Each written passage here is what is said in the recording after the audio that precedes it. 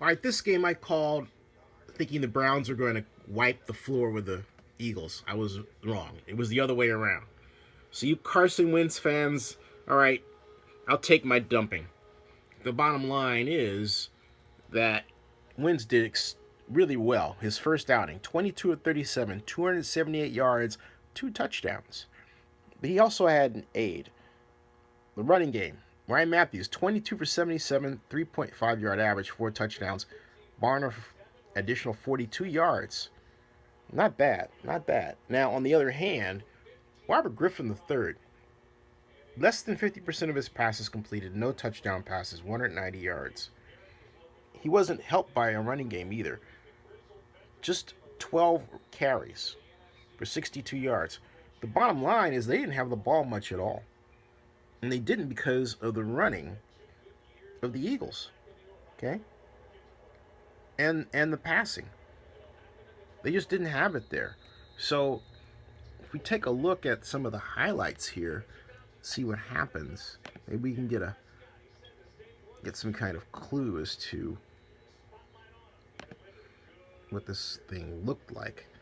On paper, if it looked anything like it looked on this website, ugh, for the Browns, they've got a lot of work to do.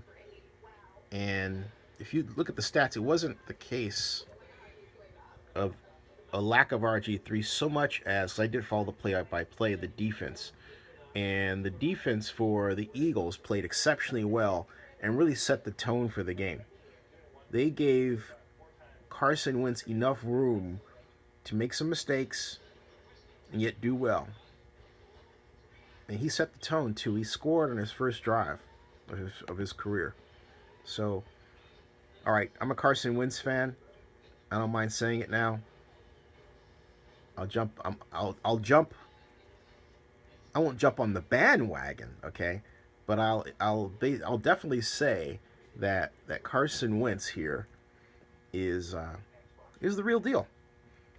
But I'm still concerned about the hip. Excuse me, the hip, the ribs. I gave out my hip. I'm still concerned about the ribs. The ribs are a problem. They really are. And again, as I said before, one good hit and boy, oh boy, oh boy. So we don't want that to happen, of course. You don't want that to happen at all.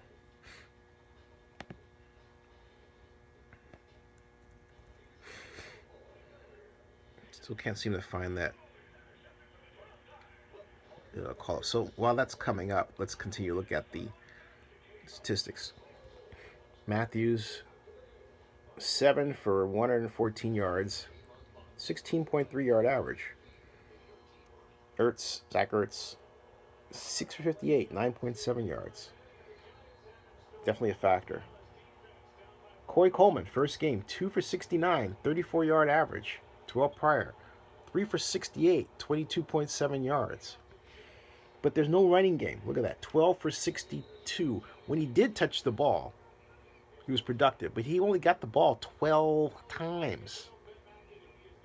Robert Griffin ran it 5 times.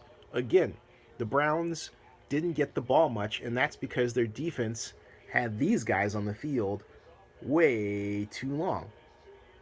There's got to be a time of possession stat here someplace. Let's take a look at box scores here. I don't see the time of possession calculation here just yet. Total rushes, third down efficiency, net yards. Yeah, bad boy's got to be here somewhere. Time of possession, there it is. 39 minutes and 20 seconds. And I was right, 20 minutes and 40 seconds. That's a huge difference, folks.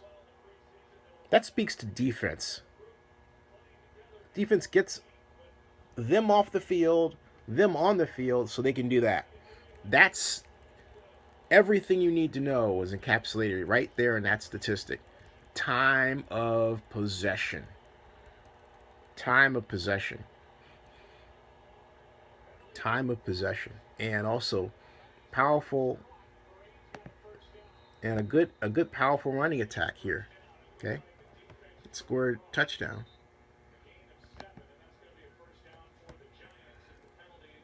So the Eagles have a good team. They are to be reckoned with.